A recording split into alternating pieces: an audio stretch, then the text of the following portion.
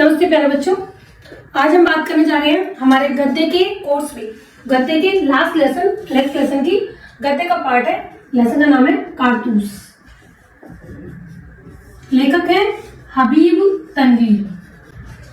ठीक है, हमें यहाँ पे किसके बारे में जानने के लिए मिलेगा बेटा? ये नाटक है, ये ध्यान रखना।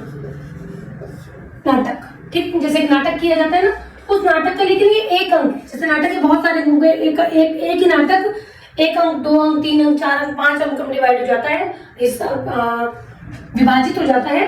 तो यहाँ पर एक नाटक का 1 अंक लिया जा रहा है हमारे सामने। ठीक, अब यहाँ पे मुख्य रूप से हम किसके बारे में जानेंगे? मुख्य रूप से हम जानेंगे वजीर अली के बारे में। पाठ की स्टोरी, हमारा नाटक का हमारा कैसे स्टार्ट होता है, कैसे शुरू होता है, इसके बारे में हम बात करते हैं। ये मैं आप लोगों को एक एक कैरेक्टर के बारे में, एक एक पात्र के बारे में यहाँ पर आपको बता रही हूँ, ठीक है, ताकि आप लोगों को इसका पूरा का पूरा प्ले समझ में आ जाए और कोई भी क्वेश्चन हमारे पास पूछा जाए, कुछ भी कैरेक्टर के बारे में, पात्र के बारे में, या हमारे कौन सी घटना कब घटित हुई थी, किसके बारे में क्या बात की गई है, हम कोई भी क्वेश्चन बन के आए उसके बारे में लिख सके। ठीक है, अब हमारे सामने इस पार्ट में कितने कैरेक्टर बन के आते हैं? सबसे पहले जो कैरेक्टर आ रहा है कर्नल और उसके साथ में लेफ्टिनेंट। इन दोनों की बातचीत से हमारा पाठ शुरू होता है। पूरी की पूरी जो पार्ट है वो पूरा का पूरा नाटक इन दोनों की कन्वर्सेशन से, इन दोनों की बातचीत से चल रहा है। जो थर्ड कैरेक्टर हमारे सामने आता है बेटा, पात्र आता है, वो है वजीर अली। ठीक है, फोर्थ जो कैरेक्टर हमारे सामने है वो है सआदत अली। पहले है आसिफ उद्दौला,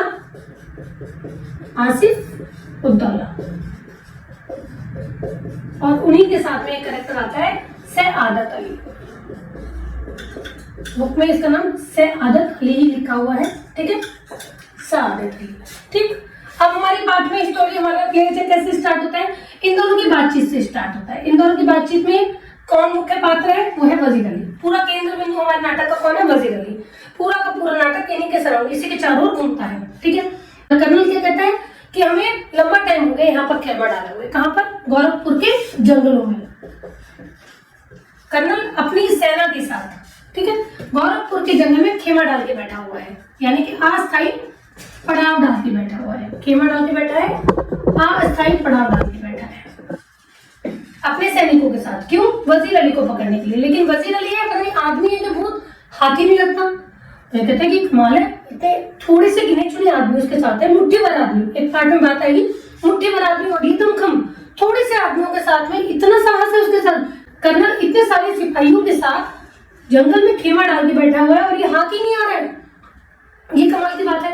अब इन्हीं के बातचीत में कहते हैं कि वजीर अली की स्टोरी, तो वजीर अली है क्या? वजीर अली आसिफ उद्दौला का बेटा है। ठीक है, आसिफ उद्दौला और शहादत अली, ये दोनों भाई हैं।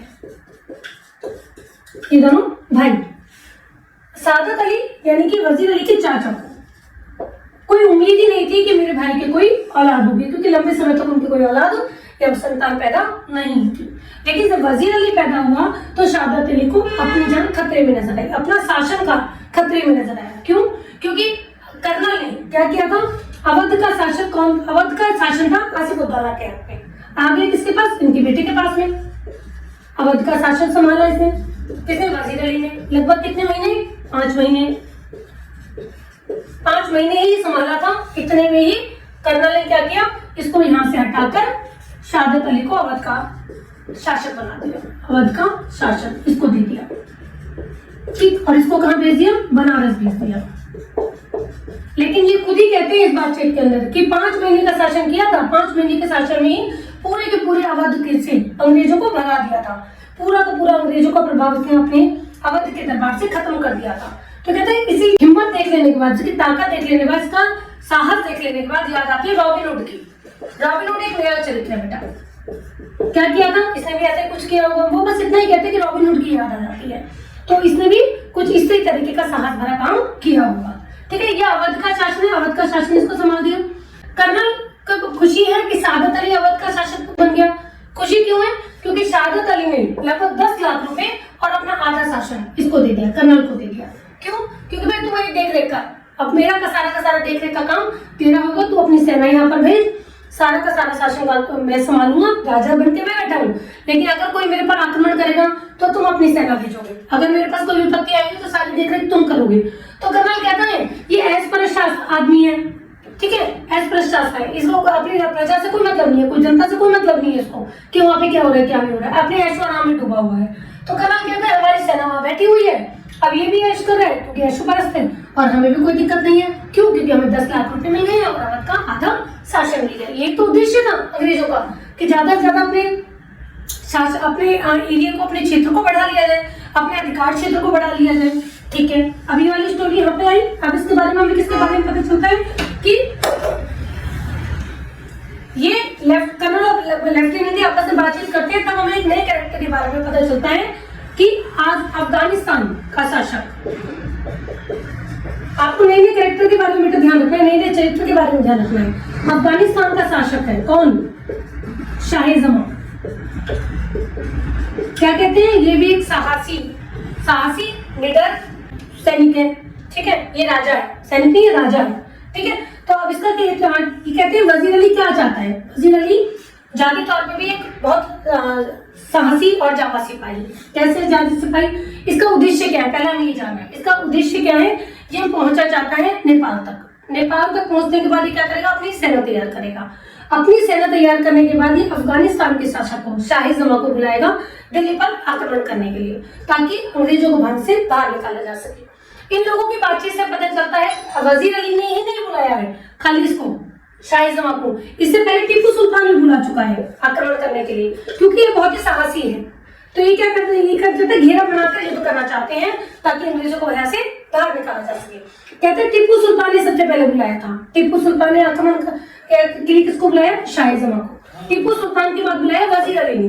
वजीर अली के बाद भी बुलाया किसने? शमशुद्दौला ने। किस लिए बुलाया था? इसने भी आक्रमण के लिए बुलाया था। ये बंगाल के नवाब का रिश्ते में भाई लगता है।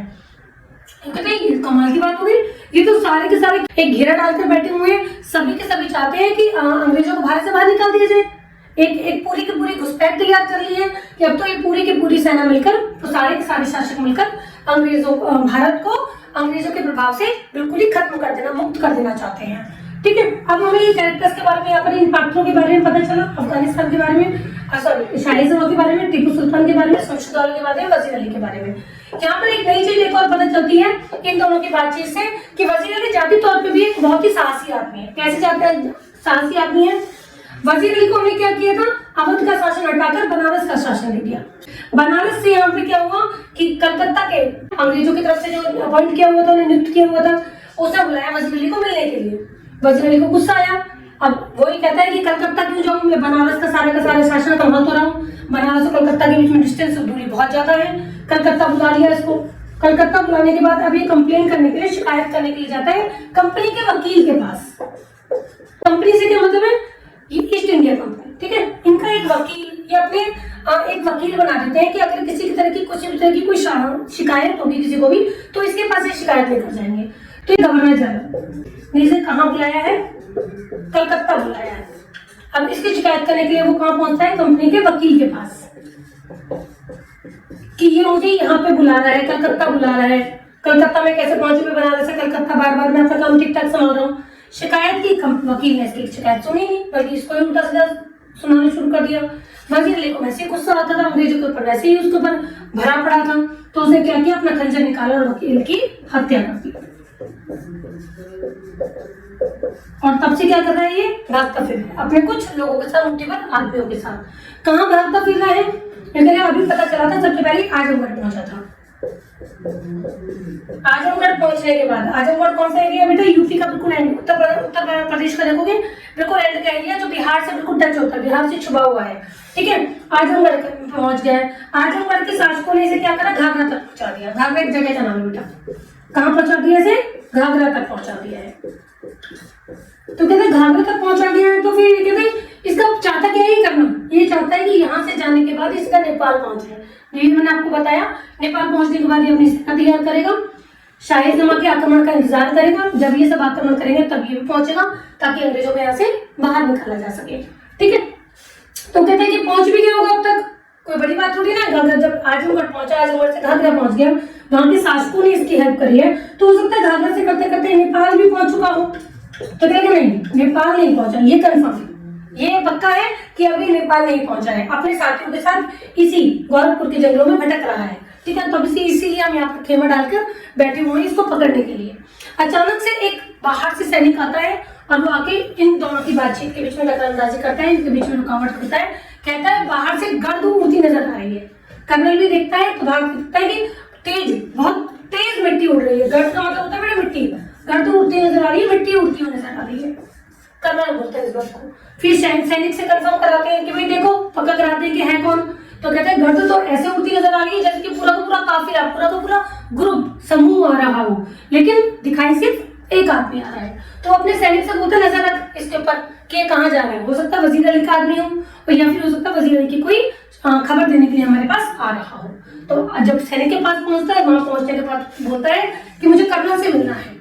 ठीक है, लेकिन सैनिक से डायरेक्ट तो नहीं बुलाया, इसे मुलाकात करवाएगा, लेकिन फिर वो उसकी मुलाकात कर्नल से करा देता है। जब उसके पास शिकायत बोल लेके पहुंचता है कि सैनिक ये जो घुड़सवार है वो आपसे मिलने चाहता है। तो कर्नल कहता है ठीक है, भेज दो बातचीत करने के लिए। ये दोनों साथ में बैठे हुए हैं। तो वजीर अली से बोलता है कर्नल से कि दीवार हमगोश, आप एक लाइन देखोगे बेटा, दीवार हमगोश दारद तन्हाई। कई बार इसका भाष्य स्पष्ट करने के लिए आ जाता है। क्या मतलब है इस बात का? दीवारों के भी कान होते हैं। इसका मतलब क्या है कि इसको बाहर निकलने के लिए बोल दो, इस खेमे से बाहर जाने के लिए बोल दो, मैं आपसे बात करना चाहता हूँ, डायरेक्ट जो बात करना चाहता हूँ, क्योंकि मेरा ही आदमी है। क्योंकि नहीं, दीवार हमगोश दारद तन्हाई, दीवारों के भी कान होते हैं, मुझे सिर्फ आपसे बातचीत करनी है। वो कहता है ठीक है। लेफ्टिनेंट बाहर चला जाता है। कर्नल से जब बातचीत उनकी शुरू होती है तो वो कहता है कि भैया यहाँ पे ये सेना लेकर क्यों बैठे हुए हो इतनी सारी? वो कहता है वजीर अली को पकड़ने के लिए। वजीर अली को पकड़ने के लिए इतनी सेना? हाँ, देखिए वजीर अली जाबाज सिपाही है, इतनी आसानी से हाथ नहीं आने वाला। क्योंकि मैं ये बात जानता हूँ। लेकिन तुम्हें क्या चाहिए? कहते 10 कारतूस। 10 कारतूस किस लिए? वजीर अली को पकड़वाने के लिए। भाई वजीर अली को पकड़ने के लिए, ठीक है। कर्नल खुश होकर इसको 10 कारतूस दे देता है। जाते हुए ये पूछता है वजीर इससे, अभी बातें कमाल की, मैं आपसे कह रही हूँ इससे वो तो सैनिक घुड़सवार है, मुझे क्या पता, क्योंकि स्टोरी जब आप देखोगे तब आपको पता लगेगा कि वो उससे घुड़सवार से बात करता है। कहता है कि तुम कौन हो? तो कहता है वजीर अली, और कर्नल के कान खड़े हो जाते हैं। कमाल है, जिसको पकड़ने के लिए इतनी लंबी चौड़ी फौज लगाकर बैठा हूँ, इतना लंबा चौड़ा खेमा लगाकर बैठा हुआ हूँ, वो खुद मेरे खेमे में आया, मुझसे 10 कारतूस लिए, अपना परिचय दिया और चला गया। अब मैं किसी के सामने कुछ कह भी नहीं सकता, क्योंकि कर्नल क्या, लेफ्टिनेंट क्या करेगा, मेरा मजाक बनाएगा कि तू इतना लंबा चौड़ा खेमा डालकर बैठा हुआ है पकड़ने के लिए। वो खुद आया और तुझसे 10 कारतूस लेकर चलता बना। ये कारतूस लिए और ये चला गया। लेफ्टिनेंट जब अंदर आता है तब कर्नल से पूछता है कौन था ये घुड़सवार? तो कहता है एक जाबाज सिपाही, क्योंकि खुद उसका नाम लेने में वो हिचकिचा रहा है कि कैसे कहूँ एक अपने जो दुश्मन है जिसको पकड़ने के लिए हम बैठे हुए हैं, वो खुद मेरे गुफा में आया, शेर की मांद में पहुंचा। एक तरह से अगर मैं मुहावरा यूज करूं तो शेर की मांद में पहुंचा और धोखा देकर आ भी गया, निकल भी आया, 10 कारतूस भी ले आया। तो इसके वर्ड यूज किया गया था वजीर अली जाबाज सिपाही। अब आपके पास जो क्वेश्चन बन के आएंगे वो इसी तरीके से प्रश्न बन के आएंगे। ये पार्ट इतना ही है, ठीक है। यहीं पर पार्ट का हो जाता है कि ये कौन था, घुड़सवार कौन था, एक जाबाज सिपाही। तो हमारे पास क्वेश्चन ये बन जाएंगे वजीर अली जाबाज सिपाही कैसा था। अब आप इसके आप जो अफसाने लिखना चाहते हो, जो किस्से लिखना चाहते हो लिख सकते हो। बनारस वाले लिखना चाहते हो तो बनारस वाले लिख सकते हो, लास्ट वाले लिखना चाहते हो जो मैंने आपको बताया वो भी लिख सकते हो। आसिफ उद्दौला के बारे में पूछा जाए कि आसिफ उद्दौला कौन है, तो वजीर अली के पिता हैं। सआदत अली के बारे में पूछा जाए तो क्या लिखोगे? आसिफ उद्दौला का भाई और वजीर अली का चाचा है। इसने क्या किया था? अपने ही भतीजे, अपने ही भाई की पूरी संपत्ति पर अपना अधिकार करने की कोशिश की, ठीक है। ये हरकत बताइए उसके बारे में, सआदत अली के बारे में, कि अपने ही भाई की प्रॉपर्टी को ये गलत तरीके से हक में लेना चाहता है। वजीर अली अपनी प्रॉपर्टी, अपनी संपत्ति कैसे छोड़ सकता है, अपनी जायदाद कैसे छोड़ सकता है?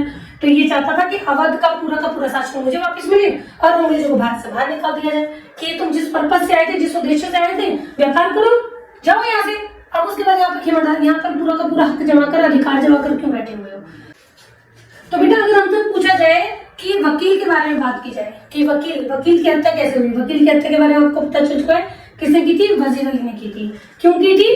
क्योंकि ये जो गवर्नर है, गवर्नर जनरल जो है यहाँ वहां उस कलकत्ता का गवर्नर जनरल जो है वो किसको बुला रहा था? वजीर अली को बुला रहा था। कहाँ बुला रहा था? कलकत्ता बुला रहा था। कल बनारस से कलकत्ता बुला रहा था, तो जाना उसको मुश्किल था। वजीर अली ने ये बात नहीं बताई। वजीर अली सीधे जाके क्या बात बोलता है कि मुझे यूं ना बुलाया करे। कल गवर्नर जनरल की शिकायत करते पहुंचते वकील के पास क्या कहने के लिए कि मुझे यूं ना बुलाया कलकत्ता। वकील को सुनाया, सोचा था कि ये मेरी शिकायत सुनेगा, लेकिन शिकायत नहीं सुनी, इसी को उल्टा सीधा सुनाना शुरू कर दिया, तो गुस्से में आकर इसको मार दिया। ये आपको कहानी पता चल चुकी है। अच्छा, एक चीज और आप लोगों को पाठ के अंदर पता चलेगा कि जब इन दोनों की आपस में बातचीत हो रही है, कर्नल और लेफ्टिनेंट की बातचीत हो रही है, तो कर्नल क्या कहता है कि प्लासी और बक्सर का युद्ध, प्लासी का युद्ध हुआ था 1757 में और बक्सर का युद्ध हुआ था 1764 में, ठीक है।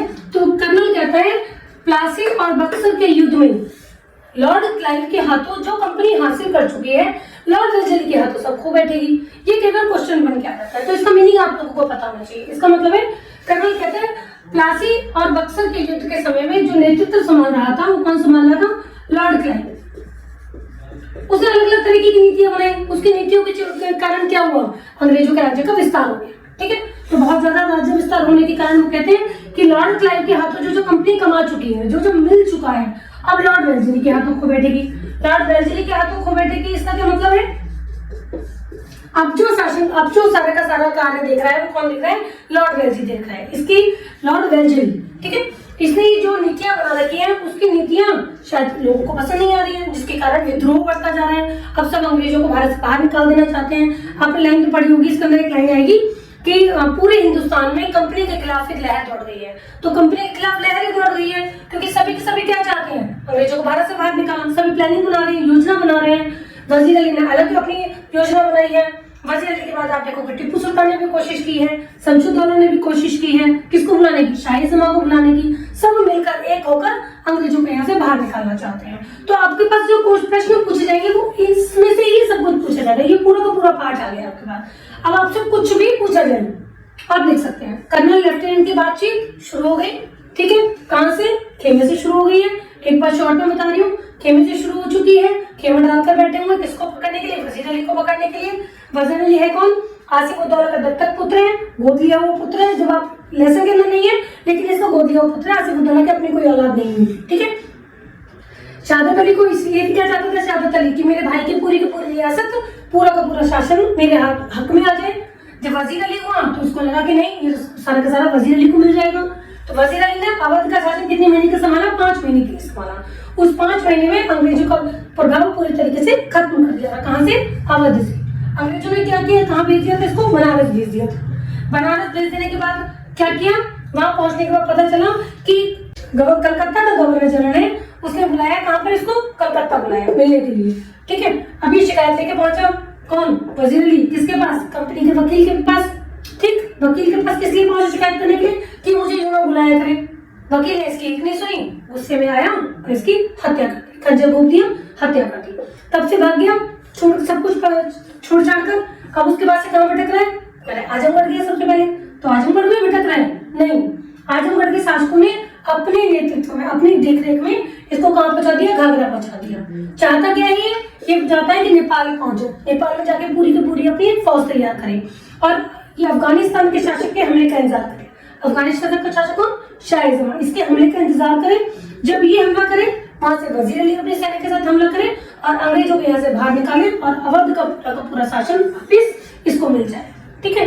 तो हो सकता है वो पहुंच भी गया हो, कहता है लेफ्टिनेंट से बात को कि हो सकता है वो नेपाल पहुंच भी गया हो, लेकिन नहीं पहुंचा तो नहीं है, ये तो हमें पक्का है। अपने साथियों के साथ, अपने जानी सारों के साथ वो यहीं पर गोरखपुर के जंगलों में ही भटक रहा है। इसीलिए हम यहाँ पर खेमा डालकर बैठे हुए हैं। तभी बात आती है, मिट्टी उड़ रही है, एक पहचान होती है कि अचानक से बाहर से पता चलती है काफिला नजर आ रहा है। दूर से एक घोड़े की आवाज आती है, घोड़े के टापू की आवाज आ रही है, ऐसे आ रही है जैसे पूरा काफिला चला रहा हो। लेकिन पता चलता है एक ही आदमी आ रहा है और वो आदमी लास्ट में पता चलता है कौन होता है? वजीर अली। इसलिए कर्नल उसके बारे में लास्ट में कहता है कि वजीर अली एक जांबाज सिपाही है। पूरा प्ले यही है। इसी में से आपसे प्रश्न पूछे जाएंगे। अगर आपने पूरे प्ले को समझ लिया, अब आपसे कोई भी प्रश्न पूछा जाए आप उसका आंसर लिख सकते हैं, ठीक है बेटा।